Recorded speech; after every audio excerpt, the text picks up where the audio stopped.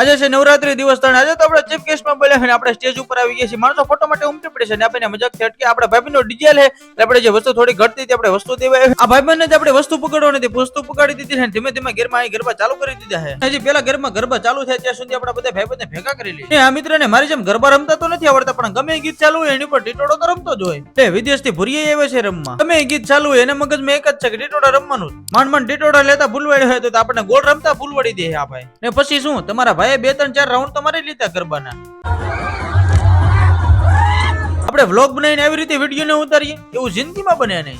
આ ગ્રુપ ને રમતા જોતા તો મને એવું લાગે છે કે ઇનામ તો આત્માકો લઈ જવાના છે ને આ ભાઈ ને તો સ્પેશિયલ અલગથી જ ઇનામ આપવાનું છે. ઓહો, આ પરિજાની કે બહાર કાઢી જીવા નથી, કારણ કે બહાર કાઢ્યા નથી, લખણ ચાલુ નથી કર્યા. આજને કઈ ભરતી ચાલુ કરી દીધી, જરાક કમેન્ટ તો કરી દેજો. બીજે દિવસે સવારમાં તમારો ભાઈ આવી ગયો છે વાળ કપાવવા. વાળ કપાવવાની સાથે સાથે થોડુંક ફેસ નું ધ્યાન રાખવું પડે એટલે કરાવી લીધું ફેશિયલ.